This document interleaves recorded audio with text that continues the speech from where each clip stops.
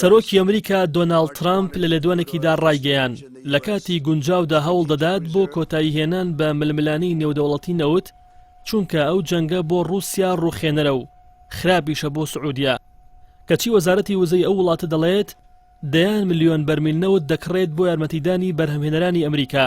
ترامپ نرخی نزمی بەنزینی بە باش ناوبەر بۆ بەکاربەرانی وڵاتەکەی و بە زیانباریشی هەژمار کرد بۆ کەرتی نەوت. ئەوەش لە دوای شکستێنانی دیاریکردنی پشکی بازار هات کە رووسیا و سعودیا نەگەیشتنە ڕێکەوتنی نوێ لە دوای ئەوەی 3 ساڵ بوو لەسەری بەردەوام بوون.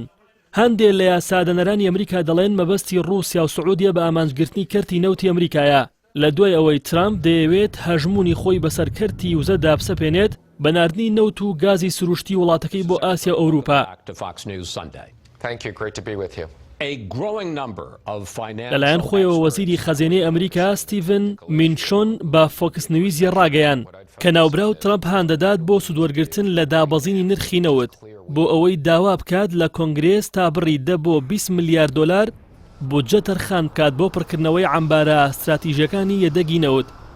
هەرچەندە کۆشکی کرملین لە ڕاگەیاندراوێکدا ئەوەی ڕەت کردەوە کە لە نێوان رووسیا و سعودیەدا جەنگی نەوت بەرپا کرابێت بۆیە پێویست ناکات لایەنی سێم کە مەبەستیان ئەمریکایە دەزوەر بداتە ئەو بابەتە. بەڵام لە ڕاستیدا چاودێران بڕوایان وایە پۆتین و بن سەلمان لەم بابەتەدا خزمەتی ترامپ دەکەن بۆ هەڵبژارنەوەی چونکە ترامپ بۆتە هۆکاری زیندووبوونەوەی هەژمونی رووسیا لە جیهاندا بەگشتی و لە خۆرهەڵاتی ناوەڕاستیشدا بە تایبەتی بۆ جێنشینی سعودیەش باشترین پشتیوانە کە بە پێدانی باج و سەرانە چاوپۆشی لە تاوانەکان لە یەمەن و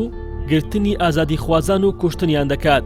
وەکو ئەوەی هەموو توانای خۆی خستەکار بۆ پاراستنی بن سەلمان لە دوای کوشتن و شوێن بزرکردنی ڕۆژنامەنووس جەمال خاشاقچی لە ناو بارگای کۆنسوڵگەری سعودیا لە ئەستەمبول. بۆیەوە چاوەڕوان دەکرێت ئەمریکا عەمبارە استراتیژیەکانی بەنەوتی هەرزان پڕ بکاتەوە بەڵام دوای ئەوە گوشار بخاتە سەر سعودیا و رووسیا بۆ کەمکردنەوەی پشکیان لە بازاردا چونکە ڕاستە هاوڵاتی بەکاربەر ئێستا ڕازیە لە نرخی بەنزین وەکو ئەوەی ترامپ دەڵێت بەڵام لە کاتی بڵاوبوونەوەی ڤایرۆسی کۆرۆنادا و کەمبوونەوەی هاتوچۆی هاوڵاتیان هەز بە و نرخ دابەزینە ناکرێت بۆیە ترامپ دەیەوێت لە داهاتوودا ڕێگە نەدات بە سعودیا و رووسیا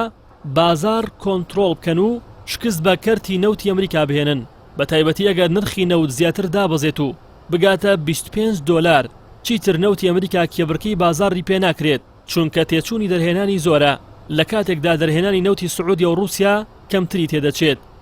هەندێک چاودێریش بڕوایان وایە ئەوەی سعودیا دەیکات سیناریۆیەکە نەخشەکەی لە کۆشکی سپیەوە داڕێژراوە لەلایەک بۆ خزمەتی کەمپینی ترامپ لە کەشی هەڵبژاردننی سەرۆکایەتیدا و لەلایەکی تریش بۆ سادانی زیاتری نەیارانی ئەمریکا بە تایبەتی ئێران و عێراق و ڤەنزوێلایە. تەنانەت ڕۆژنامەی ئۆڵ ستریت جۆرناڵ دەڵێت پێشنیاز کراوە بۆ ترامپ کە داوا بکات لە سعودیا لە ڕێکخراوی وڵاتانی بەرهەمهێنەری نەوت ئۆپیک بچێتە دەرەوە و لە پێناو کۆنتڕۆڵکردنی زیاتری بازاری وزەدا